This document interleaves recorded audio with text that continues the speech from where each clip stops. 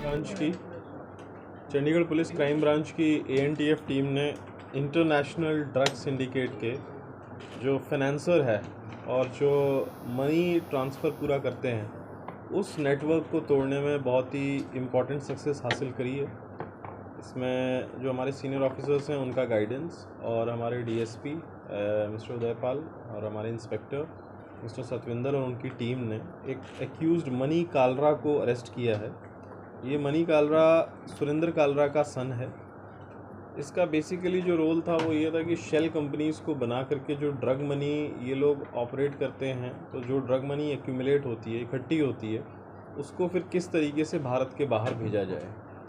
तो ये समझ में आता है कि पिछले 4 या 5 सालों के अंदर जो इन्होंने अपनी शेल कंपनीज़ और हवाला के थ्रू कम से कम 250 से 350 करोड़ रुपए जो हैं वो भारत देश से बाहर यूएई में भेजे हैं, दुबई, और दुबई से फिर वो चैनल होकर के जो इनके सप्लायर्स हुआ करते थे अफ़गानिस्तान और पाकिस्तान में जो बैठे हुए थे वहाँ तक भी ये पैसा जाया करता था। अभी तक जो एजेंसीज़ करती थी वो थी कि बड़ा पैसा, बड़ा ड्रग अमाउंट जो है ना वो पकड़ लेती थी, कमर्शियल क्वांटिटीज़ या वो। बट इस बार क्राइम ब्रांच और एएनटीएफ की टीम ने उसके पीछे की जो मनी ट्रेल है उसके ऊपर भी प्रहार किया है। मनी कालरा जो है वो एनसीबी का वांटेड भी है।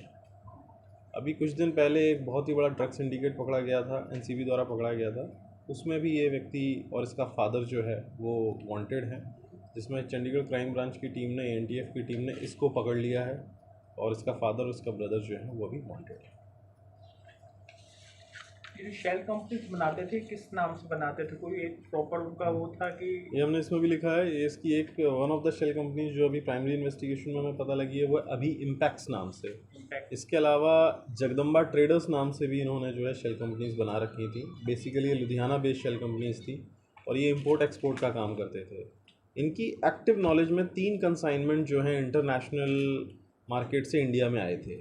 2 जो हैं वो अटारी से आए थे और 1 पोर्ट से आया था पिछले 3 साल के वो अंदर। कितना कितना अमाउंट का कौन था कंसाइनमेंट जो आया था, कितना? वो कंसाइनमेंट ये लोग क्या करते थे कि जो लीगल इम्पोर्टेड गुड्स हैं जैसे पोमीग्रेनेट जूस है या टोमेटो प्यूरी है, उसकी 1000 बॉटल्स में पर पर्सन जो है थोड़ा बहुत ये लेकर के आया करते थे।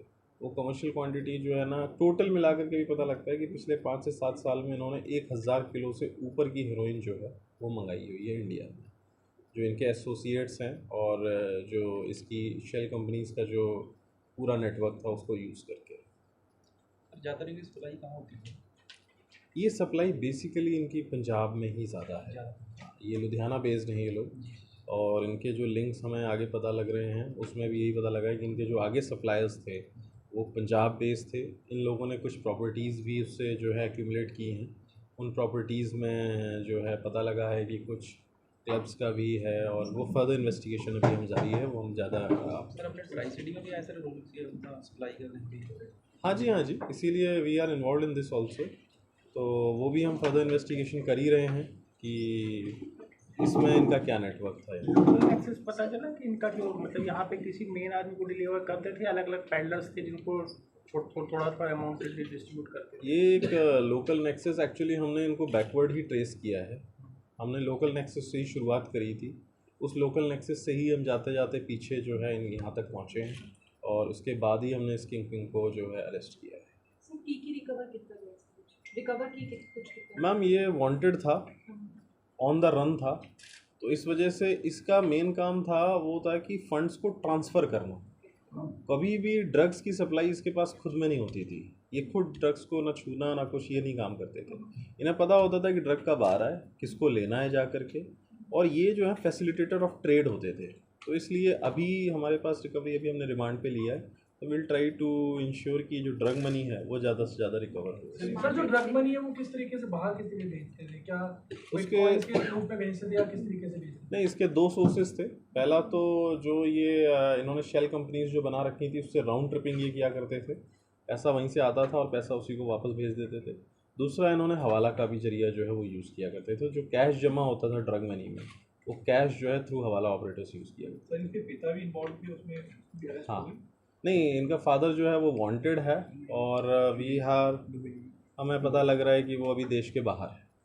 सर इनकी संपर्क आगे कहाँ पता लग पाए, क्योंकि दिल्ली बहुत बड़ा इलाका और अक्सर चर्चा में भी रहा नशे के बिल्कुल इनके लिंक आप देखिए, हमने 6 लोगों को गिरफ्तार करने के बाद में ही 7वीं गिरफ्तारी जो है ये इस एक्यूज़ की डाली है।